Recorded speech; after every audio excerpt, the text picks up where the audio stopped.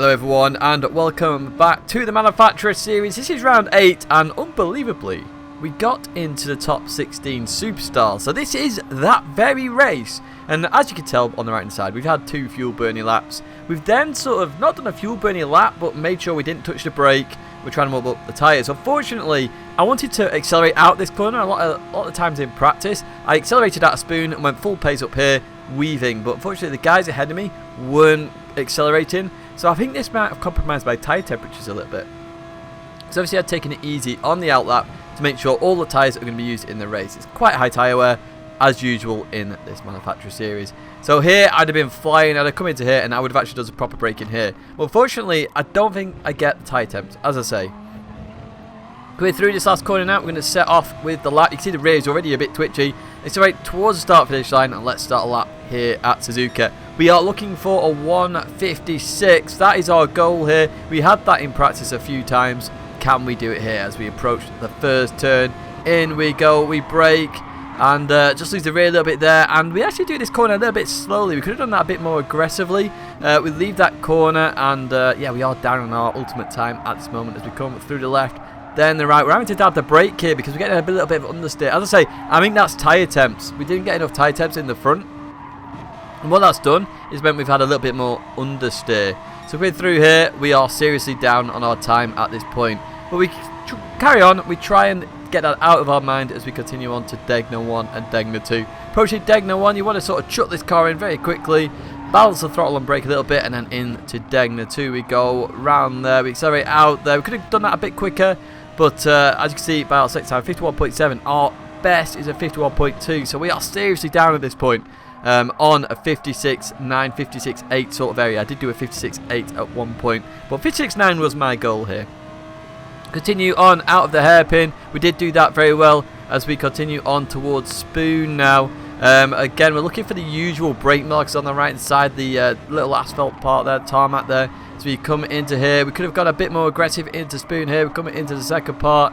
Round we go, we accelerate as fast as we can. We catch that very nicely. So we get a good exit on Spoon as we now head towards the split timer up ahead. Where are we in terms of times? Let's find out. We're purple, 1.5 temps up on that. So that puts us on a 0.2 here, which is crazy to be honest, thinking about it. We do 130R, a little bit slow, 2 miles an hour slower than expected. We come into here.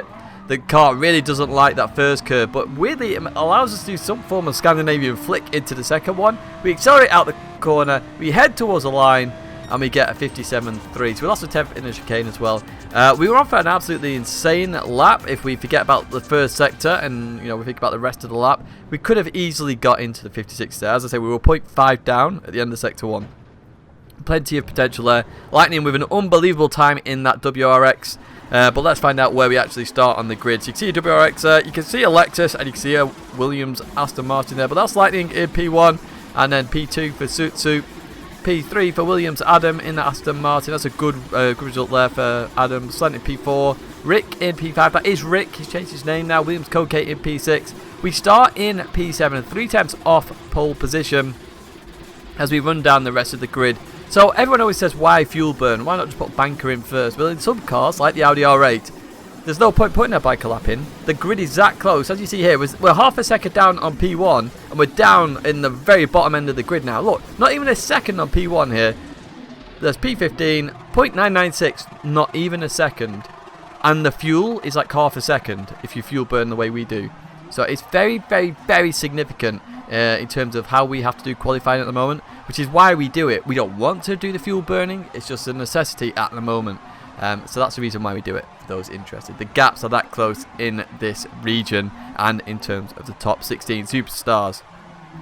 Here I was hoping that I wasn't going to start in the corner. Now, in terms of the live stream, that is in the description as always if you want to check that out. But here we go with the highlights of this top 16 superstars race here at Suzuka in the Manufacturer Series, and of course we're racing for Audi. So Audi always very good at accelerating, so we're always going to catch up to the FT1 as we approach turn 1. We don't want to pull a lightning like he did in Paris, so we take this very, very cautiously. You can see that here with the braking, very, very trail brakey, not 100% at all. That also saves the tyres a little bit as well, so a bit of caution actually helps us with the tyre wear.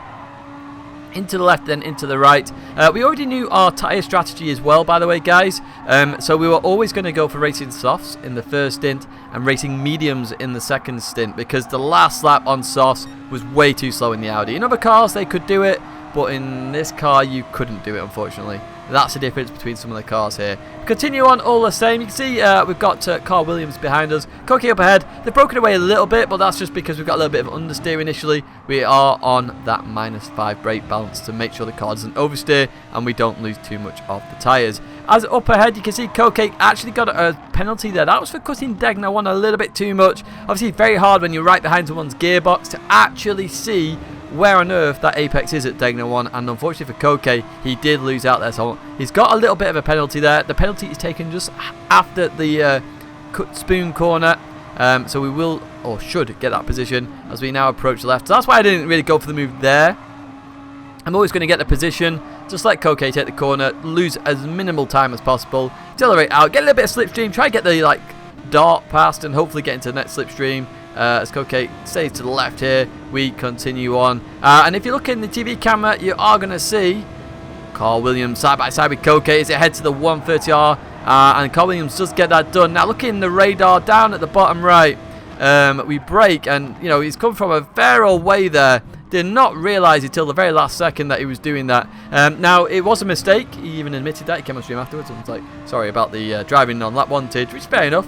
But unfortunately, we lost a big gap there, and even more unfortunate compared to us, Out got a penalty. So Koke accidentally went off. There was a lot of bashing there, obviously, just because of what happened. And it's just a mistake. When the races are this close, mistakes can happen. Now, unfortunately, coming into here, that had obviously chucked me off my game, my rhythm as well. So I came into that first corner, and you just saw the Audi's rear lose itself a little bit.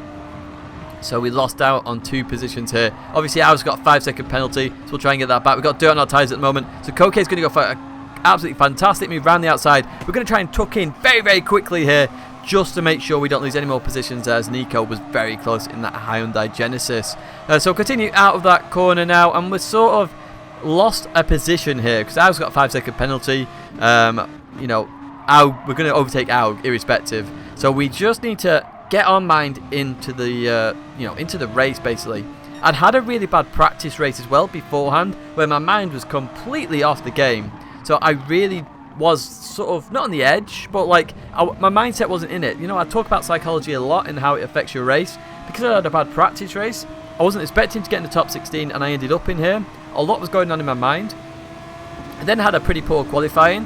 That didn't work. As you see, I'm getting very close to Koke here. I'm not going to go for the move at spoon. I'm trying to lose the least amount of time as possible here now. I know Koke is going to become stronger at the end of this first stint because he's in the FT1. But yeah, going back to the mindset, I just lost too much of my mindset, so I really needed to focus. And I'd actually become quite nervous at this point, so I just needed to settle down. There you see Aug there taking that 5-second penalty, losing out so much for something that wasn't really his fault there. So coming into this left-hander now, we're right behind Koke. Going to approach the chicane, as you know, I'm just going to get my mindset in. And one thing to note is that with Suzuka, it's an R8 track in terms of time trial, so it should be the fastest in qualifying. So I was really disappointed with that. But we're going to advance a little bit further on now in the race. There we go. As you can see, nothing's happened really with Koke. We've dropped Nico a little bit, which is good for us. Obviously, that Hyundai suffering a little bit of understeer in the S's, went in the dirty air. So Koke takes the 130R very nicely there. Again, I was sort of thinking about it, but staying behind here. I can see we were catching Carl Williams a little bit, so I didn't want to attack too much and lose more time. You just see Koke put that indicator on. Very, very hard to see, by the way, but I did spot it in the race. So Koke comes in for the undercut here. Now, I wasn't sure this was going to work, just due to the significance of the tyre wear. But even so, he tried it, and as I've always said, you know, sometimes you've got to risk it, and sometimes I've risked it in the past and it worked, sometimes I've risked it and it hasn't worked. So we'll see how Koke handles that later on. As you can see, we have caught up to Carl Williams a little bit here, so I can see that towards the end of the stint, the AMG is struggling. I imagine it's the first sector mainly, but we're coming to the pits, as does everybody else pretty much. We switched to medium tyres. As I said earlier on, we already knew the strategy was the better strategy. We'd tried multiple strategies. We've done quite a few practice races for this, to be fair. As we come out the pits now, you see Koke has just flown by. That's the big difference in lap times, fresh tyres to non-fresh tyres. So let's see what happens in this second half of the race. As we come through this right-hander, Nico is 1.4 seconds behind, so we can relax a little bit. And I did find in this second stint, I was a lot more relaxed. I was back in the game, my mindset was back on it, and I felt like I could have a really, really, really good race. Because once you settle down, you just focus. You know your braking zones, you know what you're doing, the car suddenly becomes a bit more stable. You're not turning the wheel maybe at 2 degrees angles more than you should to cause snap oversteer or whatever. You can just focus. Go a little bit later on, and SVDR is up ahead. SVDR has gone for an insane strategy here of a non-stop. So the reason he did that was because Slent was so far up. I imagine that was the case anyway. Now Slent and SVDR were separated by 6 points for Volkswagen. Remember, this manufacturer series decides who goes to New York. And for Volkswagen, EMEA is one of the top 3 drivers at the moment. So SVDR or Slent could get that place. Now SVDR unfortunately losing pace here, losing time. Nico caught up to me a little bit. Carl Williams had gone up a bit further ahead because they're both on the soft tyres. But I knew in my mind, and this is where psychology comes into it again. I'm going to bang on about this for days now. But I knew in my mind, towards the end of this race, these medium tyres are going to come on really strong versus the softs. They're going to struggle. But first we're going to get past SVDR, who's on the non-stop. So I was hoping to get past him before the S's. Unfortunately, that didn't happen. But he came into this first turn a bit too hot. Went onto that tarmacy area, asphalt area, which is very, very slippy, and then onto the tarmac on the outside. So unfortunately for SVDR, he went off. But very fortunate for us, we got past SVDR, and it allowed us then to really try and push on towards Carl Williams and Koke. We go to lap number 8 now. Carl Williams has caught up to Koke, so this is where the undercut is really... This is where Koke's decision, he has to defend for his life now to try and get this position. We've got, obviously, Carl Williams pitted the same time as me, but on the softer tyre, and we'd been catching up as well. And with this battling, it helps us catch up quite significantly. So we're going to follow this battle now all the way through to the end. Can we catch up? Can we gain any more positions? We head towards the hairpin now. In we go. You can see Koke is really struggling. A lot of understeer there. Ed trying to find a way past. Doesn't quite do it here. Accelerate out the corner. Look at that time we gained. And we're just so close to that slipstream. But not quite in it. Literally 0.05 of a second. We don't quite get in it as we approach Spoon. So we've really got to try and nail Spoon now. Try getting that slipstream. That's our goal here. Through the first part of it we go. Into the second part. We do that fairly okay in terms of tyre wear as well. We come out that corner, way too much oversteer, and again we're struggling a little bit with that grip, so we'll have to just watch and see what happens with Carl Williams and Koke as they head to the 130R. And well, this really isn't a side-by-side moment. We see it occasionally where people drive perfectly. Ed basically gets out of it. Koke goes through there, uses all of the track as we approach the chicane, but we are critically now in that slipstream area. What can we do now? A three-way fight for P6. What can we do? See Koke getting a lot of oversteer now. He's really struggling with those tyres. As he goes to the inside, we've got Carl Williams up ahead of us. Goes to the left-hand side. Now we've got a lot of slipstream here. Neither of these guys in front have slipstream. So it's all about where do we place our car for turn 1. These guys are going to be side by side going into there. So I stick in the middle, then I go to the right side. See this gap opening up. I'll try and follow Koke through here, but Koke's going to get a little bit of oversteer there. Taps Ed. Ed then goes on the grass a little bit, has to recover the car. We then get ahead into the S's, so we gain 1 position here. We now have to just settle the car a little bit. So you'll see me drive a little bit slower on the apexes as I have to settle the car. There's a lot of pendulum effect with the weight happening, and to settle that, I've got to slow the car down in the apex, let the weight settle, and then I can focus up ahead. So we've done that now. We can now focus on Koke up ahead. Ed is just behind us, but we're on mediums, remember, not the soft tyres. We have a lot more tyre wear available to us, or a lot more of the tyre life available to us than the car in front, and a little bit more than Ed in the car behind as well. As we approach Tidgney 2 here. Through there we go. That was a lovely corner. Koke on the outside here. Get a really good run out. That grip really helping us now. We accelerate towards the hairpin. We're going to break around where that marshal is on the right side, or photographer. And we're going to try and go around the outside here. Now, the critical thing here is that I wanted to make sure my nose was there, because if my nose was there, Koke couldn't use all the circuit. It was there. He couldn't use all the circuit. We had good acceleration out the corner, and we get P6. We actually get P6 as we continue on now. You see Koke and Ed still fighting here. Koke on the inside. I think Koke goes to outbrake himself a little bit too much there. Does run wide at Spoon. In fact, goes off at Spoon. So we've got Ed right behind us now. Can we survive Ed as we head towards 130R for one last time? He's going to have slipstream here. Koke is going full drift mode there back. back in the pack, and Nico's actually got past him as well. We head towards the 130R. We stay defensive here. This is our goal. We're going to stay defensive for the last possible moment. We see Ed go over. We now try and stop it on the apex. Ed doesn't actually get a good momentum through that corner as we then head towards the chicane. I stick it in the middle, make this area rate as wide as possible through the first part of the chicane. Then the second part, I'm keeping it slow on the apex. He's going to have to pull something amazing off. He doesn't. We head towards the line. We get a good result, P6 from where we were, and from the, you know, the going off at turn 1 and the little impact earlier on, P6. I was actually happy with that result, with all the actions that happened in that race. A really good battle with Ed, a really good battle with Koke. An unbelievable race, in my opinion. As I say, you can watch the full live stream in the description.